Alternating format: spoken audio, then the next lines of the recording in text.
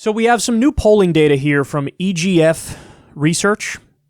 Now, this is on foreign policy, and I love it when I get foreign policy polling data because they almost none of the polling companies regularly ask questions on foreign policy, and it drives me crazy. Like, I'm literally, when I talk about the Afghanistan war, I have to go all the way back to 2013 for a poll that asked the question in a straightforward way. And that's so long ago. That's so insanely long ago. So, thankfully now we have some new numbers to discuss. Here's some of what they say here. The U.S. has recently ended its participation in the following international organizations and agreements. Should the U.S. rejoin any of these organizations or agreements? And then you see here, so the Paris Climate Agreement, 70.9% of the country says rejoin the Paris Climate Agreement. That is overwhelming. That's amazing. The Joint Comprehensive Plan of Action, which is just the Iran peace agreement that we pulled out of and ripped up, and then we sanctioned them, and then we assassinated one of their top generals. Well, it turns out 65.6% of the country says get back in the Iran deal. Want to know why? Because Americans like peace. Then we have the World Health Organization. 71.1% say, yeah, what are we doing? We got to get back in the World Health Organization. So what this shows is this establishes that Americans really, really, really prefer diplomacy, communication, negotiation over being a hardliner and really what is effectively an isolationist. Now, I always talk about the difference between isolationism and non-interventionism. I'm committed to non-interventionism. I'm not at all committed to isolationism because isolationism, there's a reason why it has a pejorative connotation, and that reason is it goes beyond just not militarily intervening in places. It has like trade implications, and it has, implications on stuff like this, which I think goes way too far. I think we do need to cooperate with the rest of the world because everybody should be cooperating with the international community. We're literally all in this together. So let me show you the next thing here. Where does the American public stand on negotiating with undemocratic adversaries? The majority of Americans reported the U.S. should negotiate. Look at this. Which of the following statements comes closest to your view? The U.S. should negotiate directly with adversaries to try to avoid military confrontation, even if those adversaries are human rights abusers, dictators, or home to terrorist organizations. 59.4% believe that. 40% believe the U.S. should not negotiate directly with adversaries, even if negotiating could avoid military confrontation, so on and so forth. So that 60% are like, yeah, even if you got to negotiate with dictators and, terrorist sympathizers, yes, that's the right thing to do. You want to know why? Because people don't like war. The American people are so reasonable on these things. It's the government that's unreasonable. And why is that? Because of the military-industrial complex. Because when you have Boeing and Honeywell and Raytheon and all of these defense contractors giving politicians a lot of money every time they run their campaigns, guess what happens? The politicians get into power, and then they give giant contracts to these companies.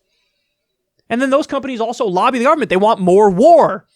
And so we're bombing 8 different countries. There's a lot of people making a lot of money from that.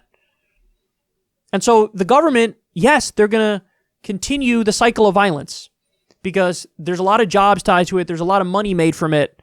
There's a lot of lobbying in favor of war. And so the government doesn't represent you, but the American people have always been on the side of we prefer peace. All right, so now let me show you the last one here. Do you think American lawmakers should increase, maintain, or decrease our current level of military spending? I love this. So look at the numbers for increased military spending. Now keep in mind, that's what we do every single year. We increase military spending every year. Only 30% of Donald Trump's own supporters want to increase military spending. Only 13% of Joe Biden's supporters say we should increase military spending. And only 14% of others, so like independents, for example, say we should increase military spending. Isn't that incredible? Isn't that incredible? So when you put together like maintain the same level and decrease, it's crushing. It's crushing. And for Biden in particular, there's a strong plurality. For Biden's supporters, there's a strong plurality that says decrease it. And I'll even venture a guess that if the American people knew just how much we spend on our military compared to the rest of the world, everybody would say, not only cut it 50%. Like, I know that sounds extreme, but when you look at the numbers, even if we cut it 50%, we'd have the biggest military in the world by far and away. So it's really not extreme. It's actually the more common sense position. And imagine what else you could do with that money here at home. Rebuild our infrastructure, for example, which gets a grade of D+. There's so much we can use that money for. Free college. It only costs $60 billion to do free college when the increase in the military budget just last year was $80 billion. That's the increase in military spending in 1 year. That's not the military budget. It's the increase in the military budget, and nobody batted an eyelash. But for free college, which is less expensive, everybody's, oh, how are you going to pay for it? Oh my God, how are you going to pay? So anyway, nobody wants to increase military spending. Nobody. Even 30% of Trump's base says increase it. Just 30%. And this is what happens every single year. So listen, I think these numbers are incredible. And actually, you know what? I'll throw one more at you. I don't have the graphic for this one, but which of the following statements comes closer to your view? The President of the United States should be able to order military action overseas without approval from Congress. So, you ready for this? Only 26% of the country says the President should be able to order military actions without approval from Congress. Only 26% of the country. So most of the overwhelming majority of the country is like, go through Congress. What are you doing? Like, we need checks and balances.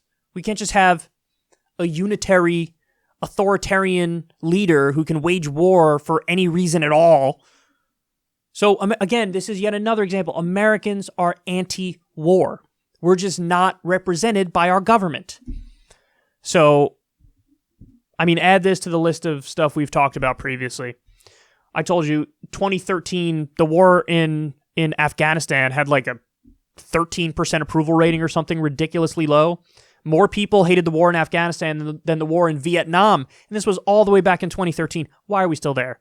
End the war in Iraq, end the war in Afghanistan, bring our troops home, get them out of Syria, stop drone bombing everywhere in sight like Trump did when he increased it 432% over Obama's numbers.